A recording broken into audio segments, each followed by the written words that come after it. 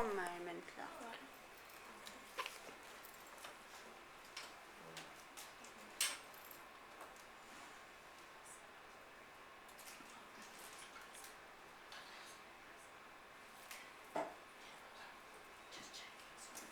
Can I have one of the lights off?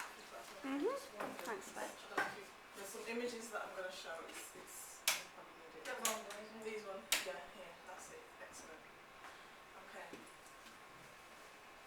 It's a bright sunny morning, and 7-year-old Sally is playing out with her friends one morning.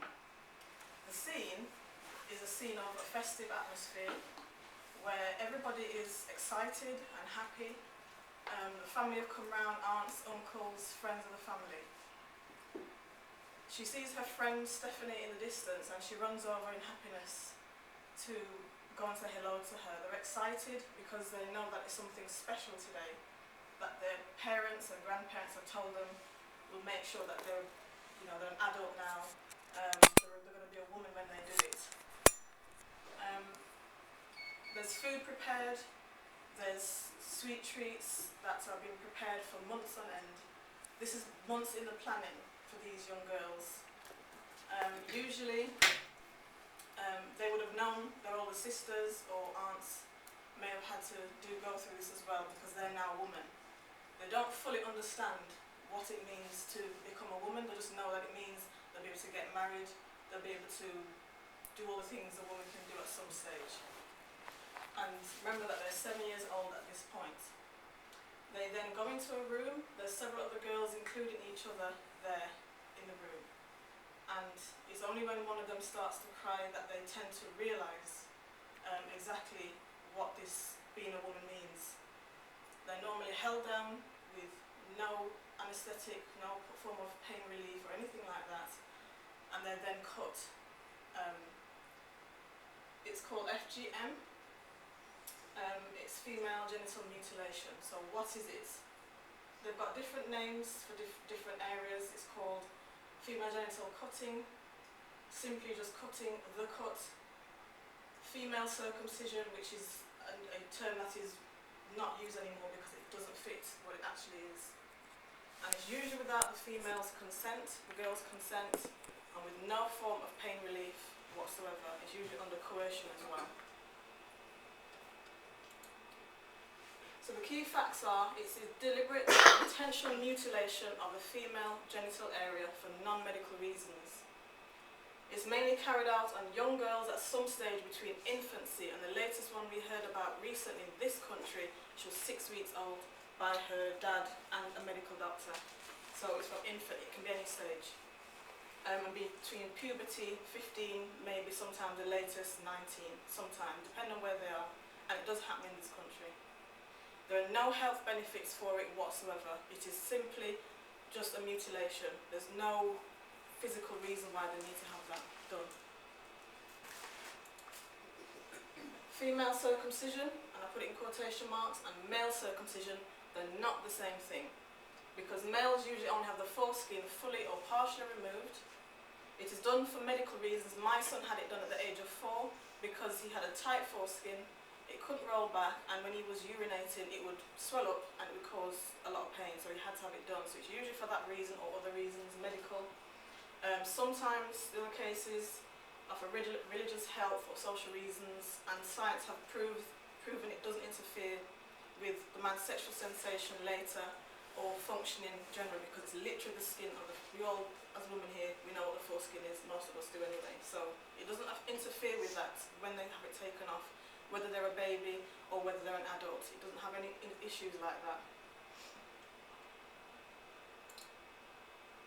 Also, the man's penis, scrotum and all of his other genitalia are left intact. That means they're still there, it's just the foreskin that's removed. The woman's clitoral and surrounding area, that's the labia, the lips, whatever you want to call it, is completely amputated. And I use that word, and that's the technical word for it. It is taking a limb off. That's what the clitoris is, it's a limb.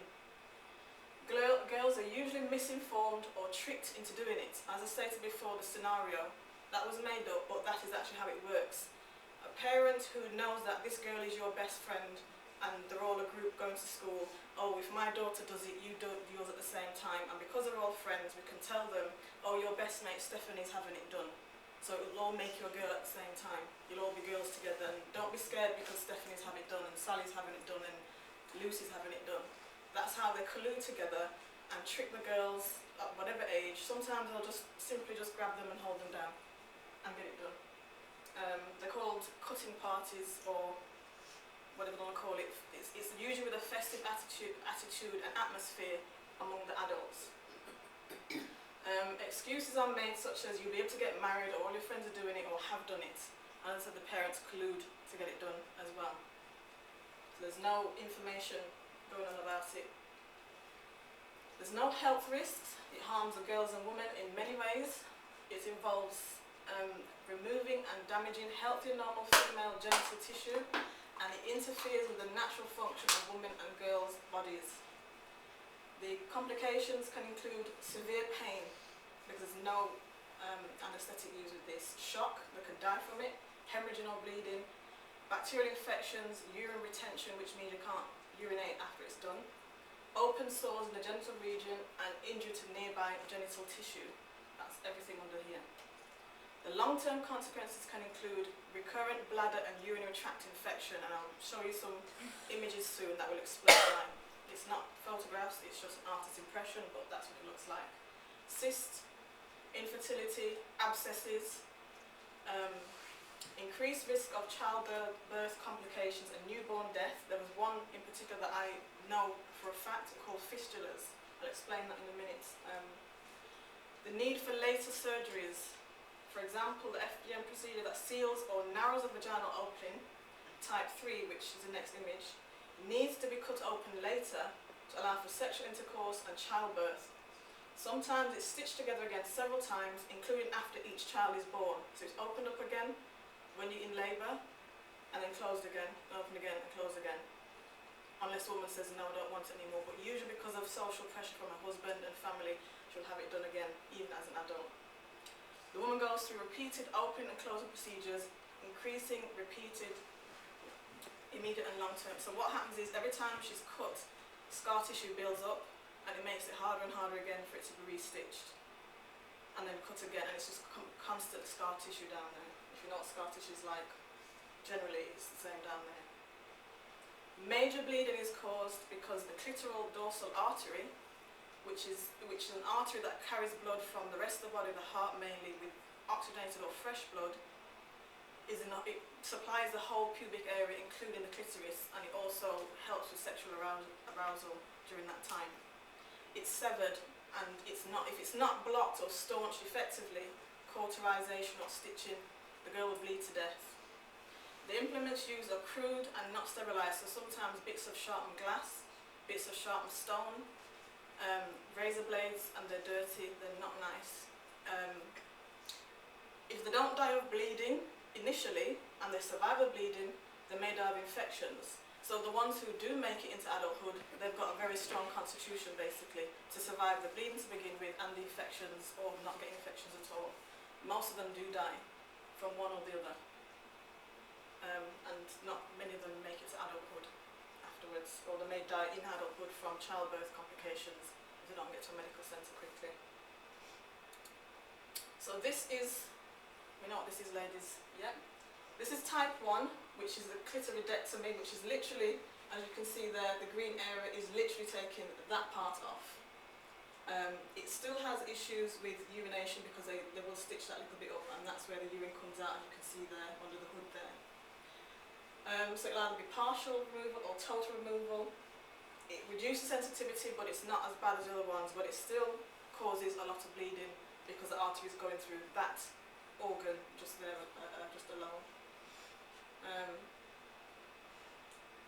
They leave this area here, but this area is taken off and stitched. Okay, it's painful, distressing, and damages sexually sensitive skin and organs. They're there for a reason. So this is type 2 excision, where they take the clitoris off and these two top parts here. They leave the outer labia and most of the inner labia intact, but they'll still pull it over and stitch. That's where you urinate from. If that's blocked up, you can imagine what happens next. You start to get bacterial infections, cystitis, all that kind of thing going on. And it's the same thing. Type 3 FGM is the most severe. It's called infibulation, narrowing of the vaginal opening through the creation of a covering seal. The seal is formed by cutting and sewing over the outer labia, so it's completely closed over, and it does look distressing. With or without removal of the clitoris or the inner labia or lips. It's extremely painful and distressing, damages the skin. This is even worse than the other two, and this is the most widely practiced one. The closing over the vagina and the urethra leaves them with a very small opening with which to pass urine and menstrual fluid. So that builds up and causes all that infection as well. It is so small it needs to be cut open to have sexual intercourse. Not only that, let me just show you the next slide and we can talk about this. This is stage 3. These red lines here is where they cut. They take off all this green area here, and then they stitch this and this together. This is stage 3, that's its most severe. It leaves a tiny hole. So this is what it looks like. They stitch it up and leave that there. That's literally what happens. What remains of the mutilated vaginal lips are stitched together to heal. If it does not bleed to death, die from shock, or develop an infection from the cutting, it will take 6 painful weeks to heal. The pain can continue long after the cutting for many years into adulthood, as reported by surviving women. Now these figures are taken from the World Health Organization, the UN and UNICEF. There's another one called Daughters of Eve. There's many other websites with all this. This is where these images are taken from. This is what it looks like when it's healed. That's the anus down there somewhere. This is literally what you have left.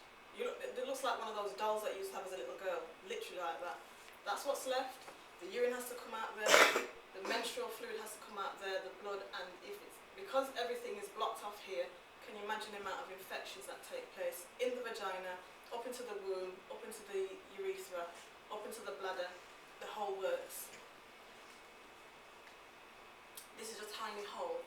On the wedding night in some of the cultures that this is practiced, it is actually seen as, because a man is very virile and can get it really hard, he will then use his erectness to then break that open. That's what it's for. It's to make the man feel good. I've pushed into it and my penis is strong enough and big enough to make the hole bigger. Whether she bleeds or not, my friend also told me about a report that she heard in London where this practice took place. The girl was rushed to hospital. She was stitched up at the hospital, I think it was King's College Hospital. She went back home, she had to be rushed the next day because her husband just went and did it again. So it's not just, this makes him feel like a man. He talks about it. If he doesn't succeed on the first night, it can continue for many months until it's finally opened. She has to go through that every night, or he might just think, oh, just get a knife and cut it. Countries where FGM are practiced, it's a worldwide practice affecting 120 million girls of all age groups. The countries of origin tend to be the Middle East, Iran, Kurdistan, Iraq, Asia, places like Indonesia, Malaysia. Those are the reports I've heard. The Maldives, I was shocked. The Maldives, this beautiful paradise island we go to for holidays, it is practiced there. In fact, there was just a recent call a few days ago for the Maldivian government to make sure it is done there without hesitation, without any, and many parts of the Horn of Africa, West and East Africa. Migrants from these areas will practice it when they move to Western countries. It's a big issue in Canada.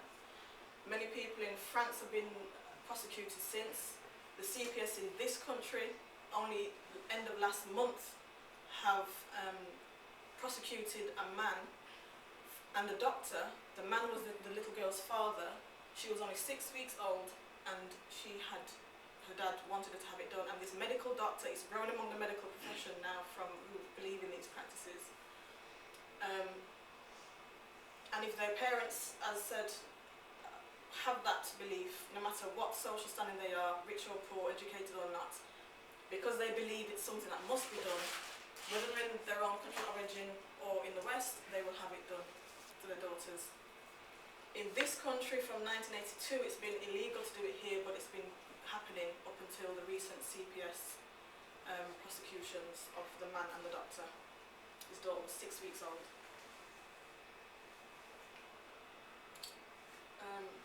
So the reasons given for FGM is to preserve the girl's sexual purity. She'll be pure, she'll be a great catch, basically, if she has it done, because the first thing a potential suitor is going to ask is, has she had the cut? If not, I don't want her. There was an article I read about a lady from Britain who went to do some work in a country where FGM was practiced. She was married and asked, has she had the cut? She said no. She said, well, how did you manage to get married then? And she said, well, where I come from, we don't do it. And she was shocked because in the cultures here, it's a standard thing. All your neighbours are doing it. It's not seen as this part of the world where people don't do it. It's just their world, they do it in that part of the world.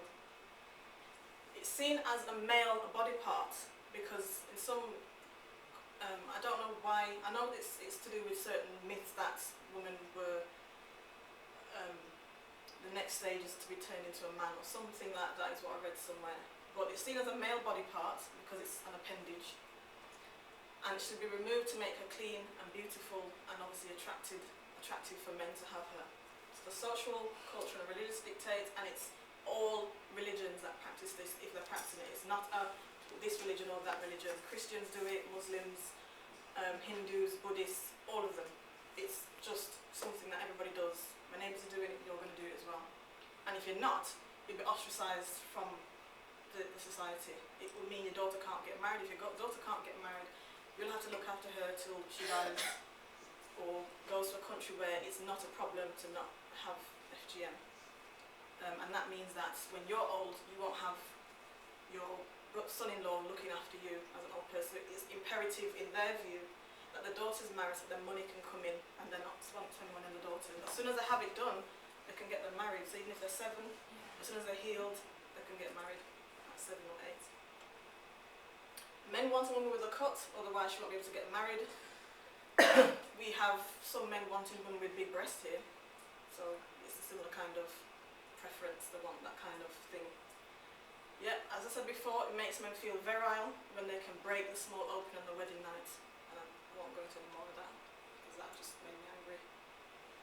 It's also to discourage, so they say, pre- or extramarital sex. Now if you're going to make your children feel as if they're not trusted in the first place, and you tell them that because I don't trust you, I'm going to do this and that, they will go and do it anyway. Some of the reasons is how you raise a girl properly. Here we'd maybe, you know, whatever we do here to raise a girl properly. Some promoters of the practice will say it was in such and such religious texts, but there is no religious text or any description that endorse that in that way. Especially under such trickery and coercion and distortion of, or your friends will do it, or misinformation of whatever description, or you won't be able to get married. And every little girl, most of them want to get married, so it will make a girl think, I have to go and do this. So that in itself is not a right thing. If a girl wants to do it in her 20s or 30s to prepare for marriage, fine. But don't force it on a child because that's abuse, basically. Right, so this is what happens. She can be cut and sewn up again throughout her lifetime. During and after childbirth, she'll have to open it and re-sew it afterwards. If her husband is going away for an extended period of time, it will be re-sewn again to prevent infidelity. Because it's seen as, if she goes away and it's open, she's just going to go buck wild, basically. Get her end away. What about trusting your wife if you love her? In my view. Right, ethical issues. Medical practitioners are now carrying out the practice, saying that the sterile surroundings of the hospitals or clinics where it's carried out should reduce risks. That as may as it be, but it's still misinformation of the young girl.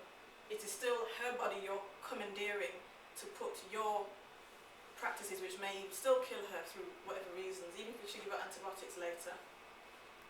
It's a form of subjugation of women and their rights. Sorry, not and their rights. It is also a form of objectifying them into being merely an object of sexual gratification for a man. Because you've had this cut, you're now available and accessible and you're attracted to a man. This small opening will look great. It'll be great for him on a wedding night to feel like a man. So that's just a little sex object really on legs. The girl choose to have it done as an adult if she really feels that way and she's informed. She'll probably choose not to, even under sterile conditions. It sexually objectifies women in the same way pornography has objectified Western women. It is not a different subject. It is the same thing. When you think about it, really, it is just taking a woman's body and doing what you want with it. But even though we're not going to do it here from the age of 7, but it's still the same thing. Whether Eastern or Western, all women are affected in some way by FGM. So even if it's happening in the countries where it's mainly practiced. An analogy I can use for this is when there was a storm, a typhoon in Indonesia in October last year, the knock-on effect was it reset the jet stream, which usually gives us mild weather in Britain. The knock-on effect was we got all those winter storms, one after the last winter. So even though something happened in one part of the world, it will be an effect somewhere else. If we as women in this part of the world that have more rights don't stand up for other people in the world that don't have rights, we're going to be affected. One, because we're turning a blind eye. It's searing our consciences. It's causing an issue. If men see that we're not standing up for women who are being objectified in this country, they will then objectify us because they think, well, if we don't care about women being objectified, then why should they be bothered in the West? We might want to say it's their culture, we shouldn't interfere, that's understandable, but it's not an excuse to ignore it either, because it just makes us look like we don't care, and a blind eye will not help us or them to stamp it out. It's an abuse of human rights and safety, basically. What more can be said? However, the UN and the World Health Organization, UNICEF, etc., statistics show that those who are educated on the lifelong physical, psychological and social dangers to girls will stop the practice, will stop doing it if you educate them. The practice is slowing down in the main regions and in the countries that they may migrate to, such as Canada, here, whatever, because of laws, and they're being strictly enforced now. Some only came into force as recently as 2 years ago, primarily in Iraq and Kurdistan. So even though we've had it here for 30 years or more, France I think 40 years, Iran and Kurdistan only just did something about it a couple of years ago. We must not slow down our efforts, however. In some cultures, it's called the 3 sorrows of womanhood. It's the cuts in childhood or puberty, and then in marriage, and before and after each child is born. So will we here help to break the cycle? Right, so what we could do, sign petitions if you hear about them. There's one called avars.org or .com, one of the two. You may see them on the streets, you may see them on the TV. There was the World FGM Day on the 6th of February this year. Promote that or just educate yourself in your social group about it. Speak out against it in a firm but loving way. But don't castigate, vilify or condemn those who practice as they're victims of the situation too, especially if they've had it done to them. Support your local school. This country is now doing safeguarding draft about this because girls are taken at the beginning of the 6 weeks, if they don't do it here, to maybe countries of origin to have it done. So they'll come back in September and not be happy girls at all. So that's why it's going through schools here. Malcolm X was a great civil rights campaigner in the 70s and the 60s. He's passed away now, but he said, to educate a man is to educate an individual. But to educate a woman is to educate and liberate a nation. We're all educated here now on this subject, so we need to help to do that for those in our community if they're here, and also to speak up for those in those countries as well. Thank you for listening. Have any questions? Oh, I've never heard of that. You talked about it. Yes, That yeah. so shocking. Shocking. Unbelievable. Yeah. I was speechless. I heard about this about 10 or 15 years ago, and one of the problems that is caused by this, and for those who have had children, you'll understand how painful it is to give birth in the first place. What happens is because they cannot physically push out properly, because the hole's there, or especially if they're in countries where there's not, if they're giving birth at home in particular in those countries, what happens is that it rips. It may well have to rip, or they might have to cut it open, but what happens is because of the pushing and pushing that you have to do to push a baby out, there is a wall that separates the vagina and the urethra that the urine comes from, that gets ruptured because the baby's head is pushing on it and can't go down. What then happens is a hole occurs between the urethra, the tube from the bladder, and the vaginal wall. And what tends to happen is urine starts to dribble out of the bladder into the vagina and down the vagina. And you can't, as you know, you can't just hold on to it like that. So she has to be put in a separate place or room because she's walking around smelling of urine all the time or just wetting herself. And they then are vilified from their society because they're seen as unclean or disabled or whatever. Sometimes it might happen the other way with a back passage, and that's if they'll survive childbirth, because many of them don't. Wrong. So It's very wrong. Very fair. Because I know from there's this part of Nigeria, they practice it, then they'll be like it's kind of to protect girls from having extramarital whatever. But when we were in Italy, it's like most of the girls that goes into prostitution are those from that area. So why cut it off? Why, you know?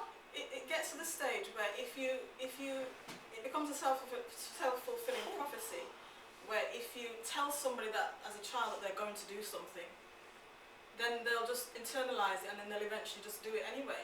So if you keep on telling a child that they're bad, or you're as worthless as your dad or something like that, they will start to eventually internalize it and start to act out, because children just believe anything that an adult tells them.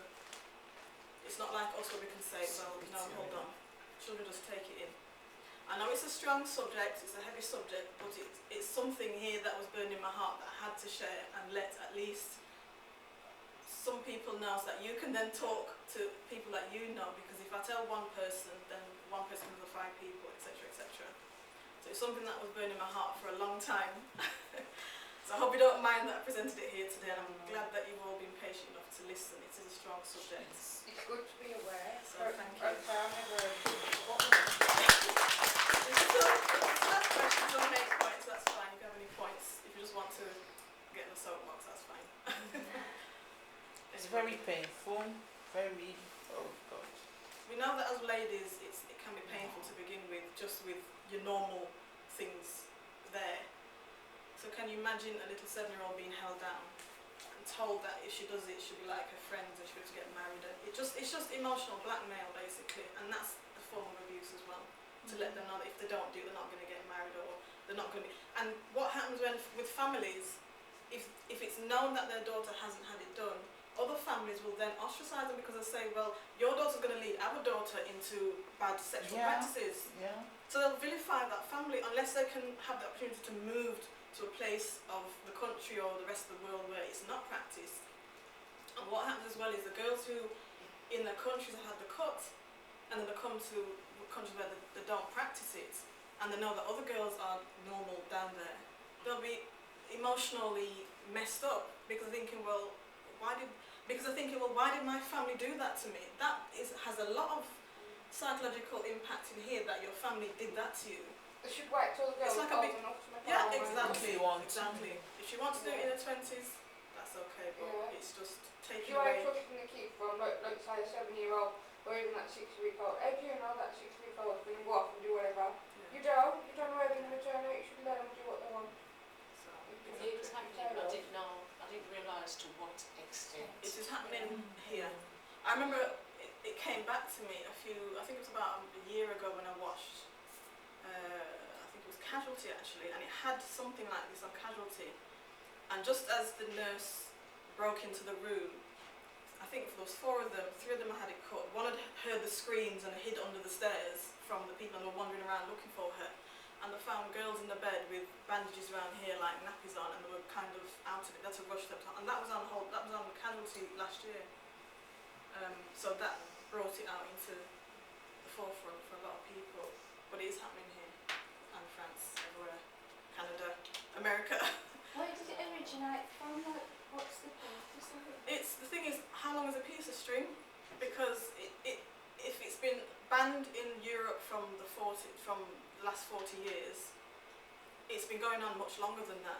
and then you can say, well, 40 years, 80 years ago, 120 years ago. So it's just infinitum, really. We don't know where it started, but we just know the cycle has to stop, because, as I said, if it happens there, and we turn a blind eye to it as ladies, it's going to look bad on us as women that we don't care. So that means we don't care about anybody else. It has a knock-on effect. Yes. So yes, thank you. Thank you. Thank you very much. Okay.